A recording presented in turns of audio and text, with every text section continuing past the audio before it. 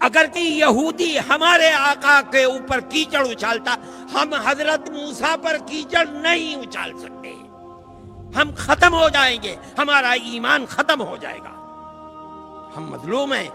اگر کوئی بدھسٹ کیچڑ اچھالتا ہے، رام کا ماننے والا کیچڑ اچھالتا ہے ہمارے آقا پر، ہم نہیں کیچڑ اچھالیں گے۔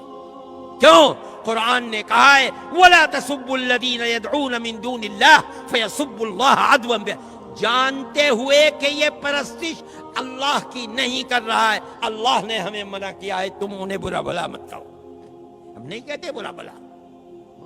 آپ نے دیکھا ہوگا رام کو ہم نہیں برا، ہمارے سر اور آنکھوں پر ہم ان کا احترام کرتے ہیں، ہم مہاتما بدھ کا احترام کرتے ہیں۔ رہ گئی یہ بات کہ ان کی تعلیمات کے اندر شرک و کفر ہے۔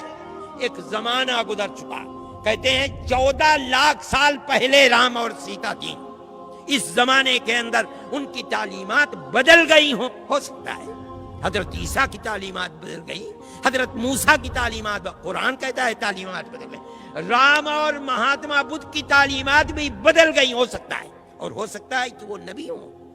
علماء کا ایک طبقہ یہ بھی کہتا ہے، اور قرآن کہتا ہے لِكُلِّ قَوْمٍ هَادٍ، ہم نے ہر قوم کے اندر اللہ کا راستہ بتانے والے، قوم کو ہدایت دینے والے افراد پیدا کیے ہیں، ہو سکتا ہے۔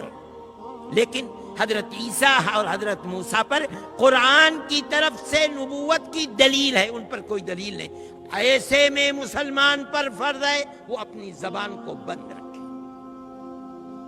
کیوں؟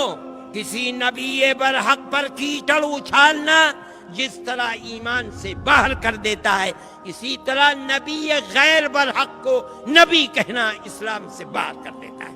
خاموش۔ مسلمان کو یہ طریقہ اپنانا چاہیے اور اسی پر زندہ رہنا چاہیے۔ دوسرے ظلم کر رہے ہیں، ہماری آنکھ، ہماری زبان بند ہے، ہم کچھ نہیں کہہ رہے ہیں، صرف احتجاج، اور احتجاج بھی اس حد تک جو تمہیں تمہارے دستور نے حق دیا ہے، اور وہ یہ ہے جا کر اپنا احتجاج لکھوا دو، رپورٹ درج کرا دو۔ اگر نہیں بس چلتا آگے بڑھ کر کے کورٹ میں پہنچ جاؤ، مقدمہ دائر کر دو، یہاں تک تمہارا حق ہے۔ اس سے زائد بڑھو گے تو ملک کے اندر امن و امان قائم نہیں رہے گا، اکثریت کا بھی نقصان ہوگا، اقلیت کا بھی نقصان ہوگا۔ دیکھو ابھی تمہارے برابر میں ہانس روڈ کے اندر ہو گیا، ہندوؤں کا بھی قتل ہو گیا، مسلمانوں کا بھی قتل ہو گیا، دکانیں بھی جل گئیں، بات کچھ بھی نہیں تھی۔ میرے بھائی، جمعیت علماء کبھی جذبات سے نہیں کھیلتی، ہم نہیں کھیلیں گے۔